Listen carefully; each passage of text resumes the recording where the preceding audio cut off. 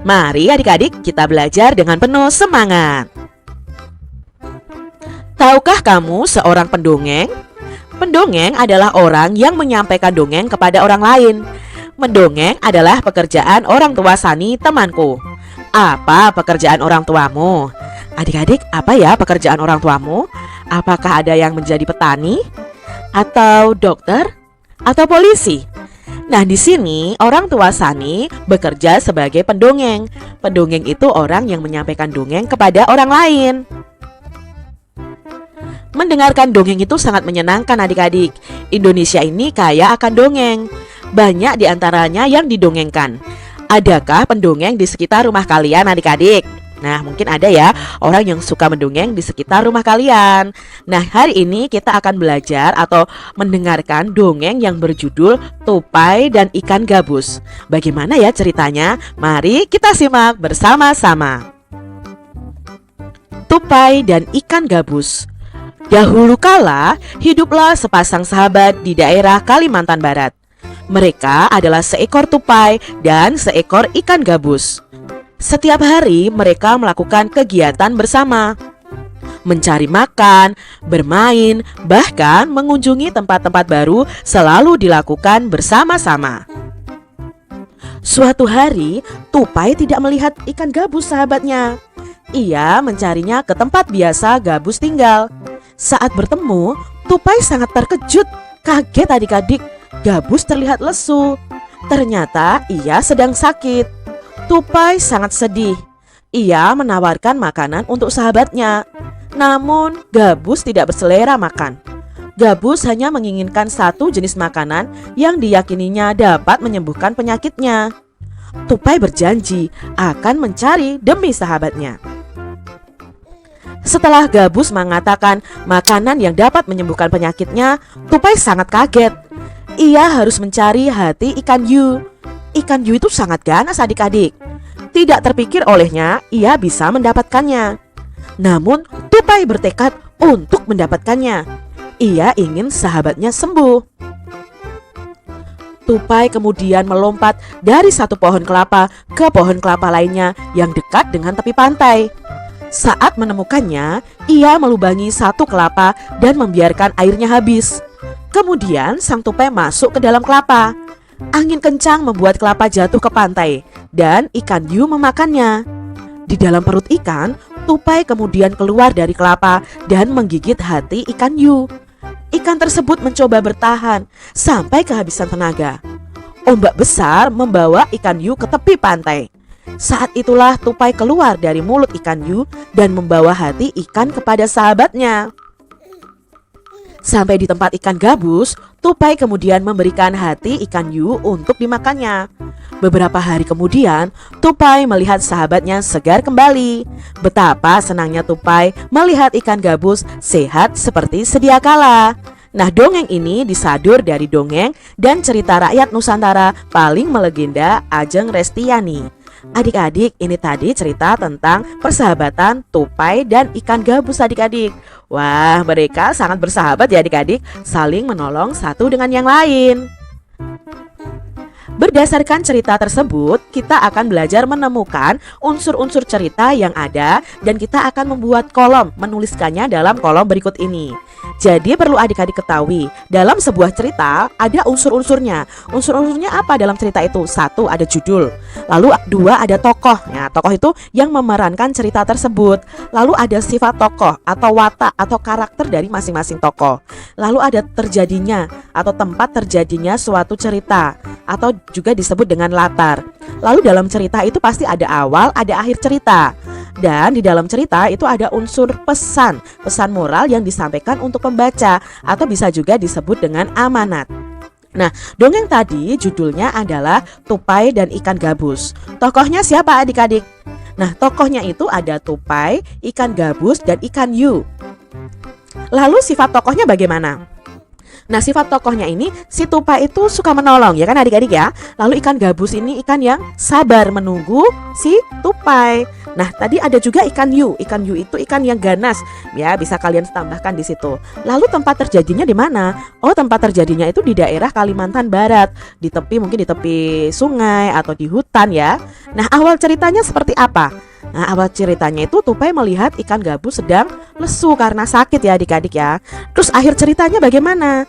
Nah, akhir ceritanya ikan gabusnya sehat kembali. Nah, pesan moralnya apa? Dari cerita tadi kita bisa mendapatkan pesan bahwa kita itu harus saling tolong menolong seperti tupai menolong ikan gabus. Nah, itu tadi unsur-unsur cerita.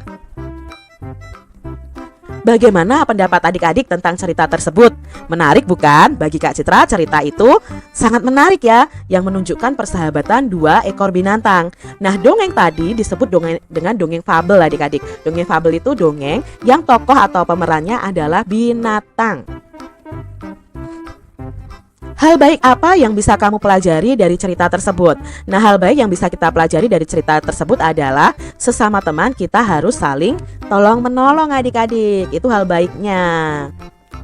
Nah, tahukah kamu dalam bercerita, pendongeng sering menggunakan wayang yang terbuat dari kayu. Wayang tersebut dibuat oleh pengrajin kayu. Ayo kita cari tahu lebih lanjut tentang pekerjaan pengrajin kayu. Dayu mempunyai teman yang bernama Beni. Pekerjaan ayah Beni adalah pengrajin kayu. Mau tahu apa saja yang dilakukannya? Ini cerita Beni. Nah, ini ayah Beni adik-adik. Pekerjaan ayahku adalah pengrajin kayu. Ayahku membuat meja dan kursi. Untuk menghasilkan kursi, awalnya ayahku membeli kayu, memotongnya, membentuk menjadi kursi, menghaluskan, lalu mengecatnya. Waktu yang dihabiskan untuk membuat kursi kurang lebih 1 minggu. Ayahku menjual meja dan kursi buatannya ke toko mebel. Toko mebel itu khusus untuk menjual barang-barang seperti lemari, lalu seperti meja, kursi, dan lain sebagainya. Di toko mebel itulah orang-orang bisa membeli meja dan kursi buatan ayahku. Itu tadi cerita tentang ayah Beni, yaitu seorang pengrajin kayu adik-adik ya, yang menghasilkan meja, kursi, almari, dan lain sebagainya. Nah, produk apa yang dihasilkan oleh ayah Beni? Ya, produknya adalah meja dan kursi. Lalu, apakah pekerjaan ayah Beni ini termasuk menghasilkan barang atau menghasilkan jasa? Tadi itu menghasilkan meja dan kursi. Berarti pekerjaan ayah Beni ini menghasilkan barang ya. Karena di sini Kak Citra salah ketik ya, bukan ayah Benu tapi ayah Beni. Karena apa? Barangnya itu adalah meja dan kursi. Berikutnya, apa saja yang harus dikerjakan oleh pengrajin kayu? Nah, yang harus dilakukan seorang pengrajin kayu itu pertama membeli kayu, lalu memotongnya, kemudian membentuknya menjadi kursi, setelah itu menghaluskannya dan mengecat kursinya. Setelah kursinya yang dicat itu kering adik-adik, terakhir pengrajin kayu ini akan menjual kursinya ke toko mebel. Sumber daya alam yang digunakan oleh ayahku adalah kayu. Dari manakah kayu berasal? Apakah kayu tersebut dapat diperbarui? Yuk kita cari tahu bersama-sama. Nah, ini adalah proses pengolahan kayu menjadi meja dan kursi. Berawal dari pohon di hutan ya adik-adik. Nah, pohon di hutan ini akan ditebang pohonnya lalu diambil kayunya. Nah, kayu tersebut akan dipotong-potong adik-adik dan diangkut ke kota. Nah, kayu yang dipotong dan diangkut ke kota akan dibawa ke pengrajin kayu. Nah, pengrajin kayu akan membuat berbagai benda yang terbuat dari kayu. Setelah itu, pengrajin kayu ini akan menjualnya ke toko mebel. Dan toko mebel ini menjual barang ya seperti kursi, meja seperti itu kepada pembeli. Inilah proses pengolahan kayu menjadi meja dan kursi sampai ke tangan pembeli. Jelaskan proses yang terjadi sehingga meja dan kursi bisa sampai di rumahmu. Nah, prosesnya adalah pohon di hutan itu ditebang dan kemudian diangkut sampai ke pengrajin kayu. Pengrajin kayu mengubah kayu menjadi barang seperti meja dan kursi. Setelah jadi, dijual ke toko mebel. Nah, dari toko mebel ini, masyarakat yang membutuhkan meja dan kursi dapat membelinya di toko tersebut. Sehingga meja dan kursi bisa sampai di rumah kita. Profesi apa saja yang terlibat agar meja dan kursi itu sampai di rumah kita adik-adik? Nah, profesi atau pekerjaan yang terlibat adalah penebang kayu, lalu ada tukang pengangkut barang, ada pengrajin kayu, ada pedagang mebeler atau pedagang yang menjual barang-barang mebel. Ini adalah profesi atau pekerjaan yang terlibat dalam pembuatan meja dan kursi. Ternyata cukup panjang ya perjalanan meja dan kursi hingga bisa sampai di rumah kita. Bagaimana sebaiknya kita merawat meja dan kursi di rumah kita? Nah, caranya dengan merawat barang yang kita miliki dengan baik adik-adik agar bisa awet. Karena barang-barang yang ada di rumah kita dibuat dari sumber daya alam yang jumlahnya bisa berkurang sewaktu-waktu. Nah, kita kan menggunakan kayu ya. Meja dan kursi kita memakai sumber daya alam dari kayu. Nah, kayu itu dari hutan adik-adik. Kalau kita tidak menjaga barang-barang kita dengan baik, maka ya sewaktu-waktu sumber daya alam seperti kayu yang ada di hutan akan semakin berkurang adik-adik. Ayahku mendapatkan kayu untuk bahan baku mebel dari hutan. Salah satu hutan di Indonesia yang paling sering diambil pohonnya adalah hutan di Kalimantan. Dahulu adik-adik, hutan di Kalimantan itu sangat lebat dan merupakan paru-paru dunia atau penghasil oksigen adik-adik. Akan tetapi, kini pohon-pohonnya semakin berkurang. Sering sekali karena adanya kebakaran hutan dan penebangan pohon secara liar loh adik-adik. Coba adik-adik perhatikan kenampakan hutan di Kalimantan pada gambar di bawah ini. Warna hijau ini menunjukkan adanya pohon dan warna putih itu menunjukkan hutan yang gundul. Adik-adik, tahun 1950 Pulau Kalimantan itu sangat hijau adik-adik karena banyak pohon, banyak hutan di dalamnya. Tapi lihat adik-adik, semakin tahun warna hijaunya semakin hilang adik-adik. Sampai tahun 2020 ini, lihat warna hijaunya semakin sedikit. Berarti menunjukkan bahwa pohonnya atau hutannya semakin sedikit. Dan hutan yang gundul yang dijadikan pemukiman warga malah semakin banyak adik-adik. Wah, apakah ini berdampak baik atau berdampak buruk?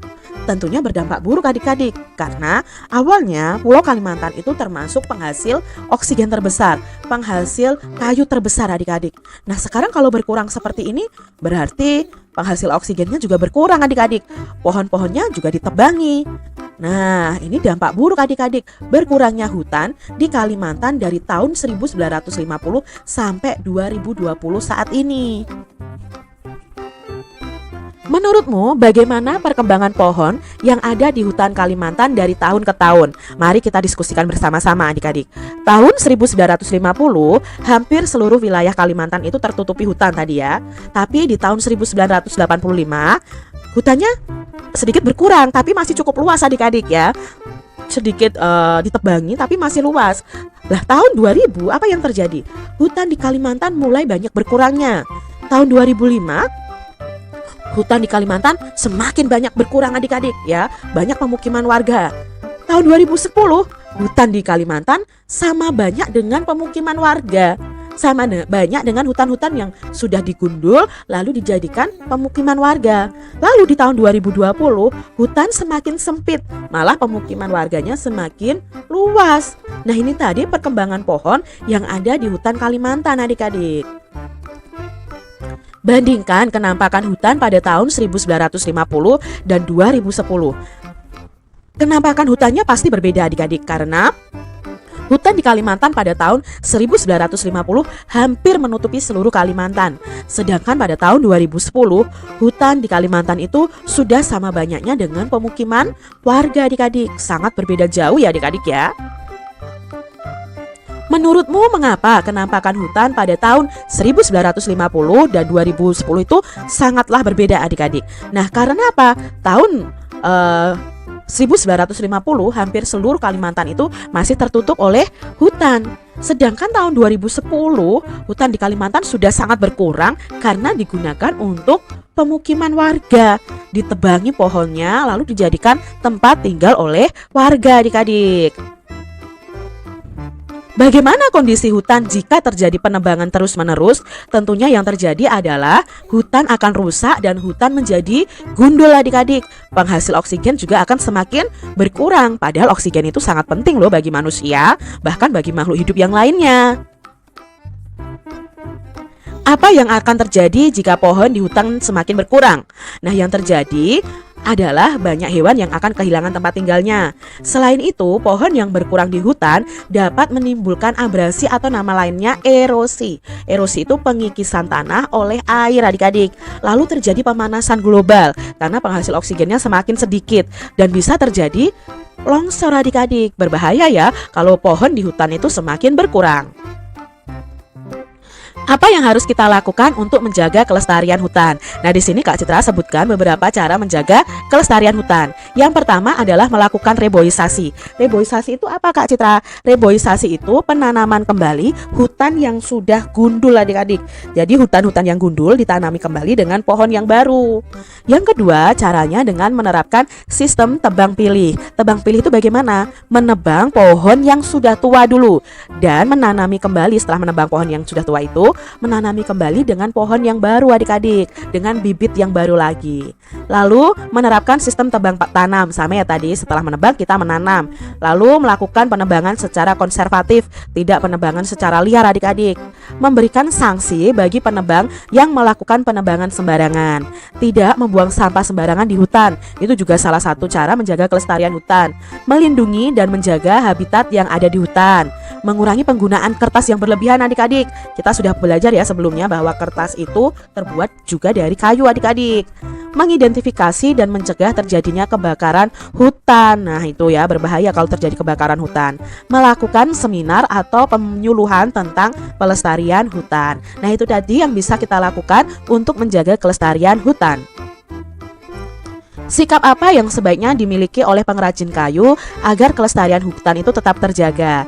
Nah, pengrajin kayu sebaiknya melakukan tebang pilih, yaitu memilih kayu yang sudah tua dan setelah memotong pohon tersebut bisa menanaminya kembali.